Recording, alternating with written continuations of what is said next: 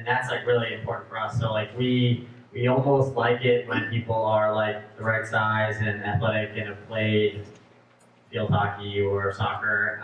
And if they've only done a little bit of sailing, that's fine too. But we can kind of like coach them up pretty quickly, and they kind of are the best fit. I think that's pretty consistent across the board. I think there's very few teams, there's maybe one or two teams I think that are fully people that have done sailing at a high level, the whole time. So, yeah. Any other questions?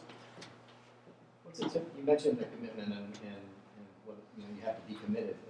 Roughly how many hours a week would you expect your athletes to be doing sailing and training sailing dedicated to that? Good question. Yeah. So the question is how many hours a week kind of is the sailing commitment, and it really varies from school to school. I would be willing to guess that our team probably has one of the highest.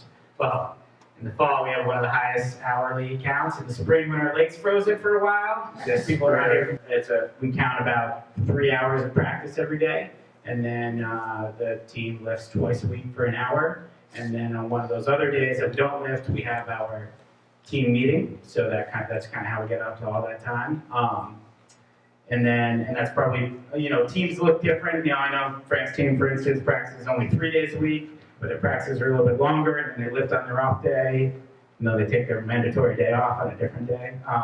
So it looks a little different from school to school, but it's, basically, that's what it looks like. And then weekends, obviously, weekend regatta competition is a significant time commitment. It's better if you live in Boston. It's closer, you're closer to more of the venues, but it's going to be a big time commitment no matter what. So, at the end of the day, college is all about managing your discretionary time, and if you're on a really high-level team, you're going to devote a lot of the discretionary time to sailing.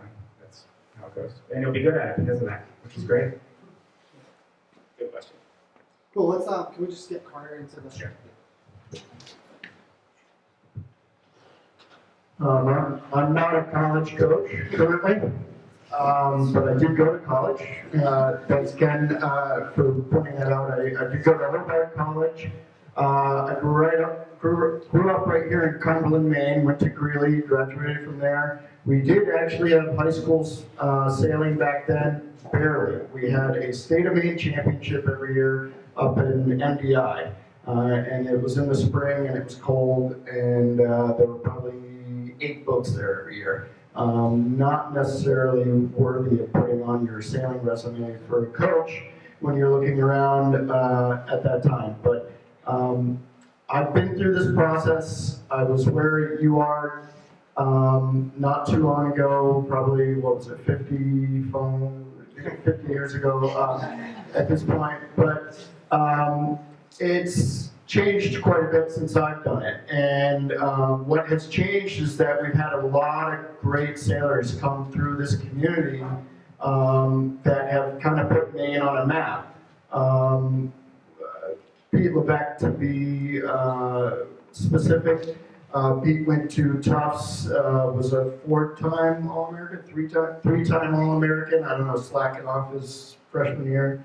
Wasn't allowed to sail, maybe. Just didn't start. And so that's a good point. So when I was going through this, it might have been a little bit more difficult to get the foot in the door, but as some of these guys said, you send out your feelers to these different coaches. First of all, academics, the numbers certainly make a big difference. Some doors were definitely closed to me right from the get-go based on my academics. So work hard in high school. For instance, had a really good connection with Harvard. Mike Horn was there. He coached up here in the summer times. And Mike's like, I want you on the team. I want you here. But the academics just weren't quite there to get me there. So it is super important. So I ended up at Hobart. And one of the reasons why I ended up there was that the coach really took an interest. He was building a team. And I have a unique experience where I went to a club team that turned into a varsity team that was not on the map. Nobody knew what Hobart College was. And until probably our junior and senior year. Our senior year, we were ranked #1 in the country all year long, every single ranking. So it was a really interesting experience to really build that and to see the difference between club and varsity, and to see the transition from sailing a few days a week to sailing every day a week and doing weight training and all the different cross training that's really become standard in college sailing now. When I was a freshman, that didn't exist. Hardly anybody was doing weight training. I was actually surprised to hear about it tonight, having been removed from college sailing quite a bit. But that's really interesting to hear and super important, because one of the things I was going to mention tonight was you want to be the lightest and strongest you can be to be successful in college sailing. And college sailing, meaning dinghy sailing on the weekends, not necessarily big boat sailing at Kings Point. And that's one of the things I'd like to mention, is that dinghy sailing on the weekends and team racing and fleet racing, that's not the only option out there. So there's sloop racing, there's single-handed, there's lots of different sailing out there. It's a lifelong sport. So college sailing doesn't necessarily work out for you at the institution that you end up in. Sailing can still be a part of your life all for the rest of your life, and it's really important to keep that in mind. Because a lot of these teams are very good and they only have a certain amount of spots.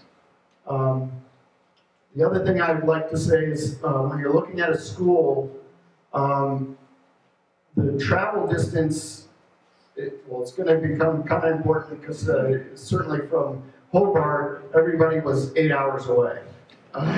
So 8 hours in a car to a different school every weekend is quite a bit. And when I went to school, I was sailing about 9 regattas spring and fall out of 11 weeks, is it still? Yeah. So I had maybe 2 weekends off, and that's a lot of travel. But the travel to practice was about 45 seconds. So the sailing area from my dorm room or the apartment that I was in that had a water view of the lake was pretty slick. You literally walked down the hill and you were in a boat in 15 minutes and on the water, and you were sailing. So think about that. Think about the area that you'll be sailing in. The Charles, we're in Boston, which is maybe 5 minutes, 10 minutes T-ride from wherever you are, might be an interesting place to sail, but it's probably doesn't hold a candle to Kings Point, which has an amazing area to sail. It's typically much windier, much more open water, and a better variety of boats at times. So there's definite trade-offs in each place, and so location and type of boat and type of water you're sailing in is something that you should be thinking of. The other thing I would say is something that these guys said, email them. I gravitated to the coaches that gave me the time of day, honestly. If they were willing to meet with me at the school, talk to me, that meant they were motivated, looking for sailors. And to me, that meant a lot, and that meant that they wanted to build a program. And I thought that was something that was interesting, more than going into an already established program. And those are out there as well. And they ebb and flow at different schools. Just because they were established at one time doesn't mean they're not getting into another building program now. So that's a bit of my experience, and I think we're going to open it up to questions. So if anybody has a question, just raise your hand and fire away. Henry? So would it be expected that if you're on the team that you split sail fall and spring? Is that Yes. That is established. Okay, thank you. I think that's a good example though of where the commitment level can be different between like a club team and a varsity team. And like when I was at Vermont, we had a kid who was Match race national champs and our SailMaine national champs, and but it's really one big season with a winter break. yeah, it starts to be good if you don't see all those seasons. Do you continue to train as a team?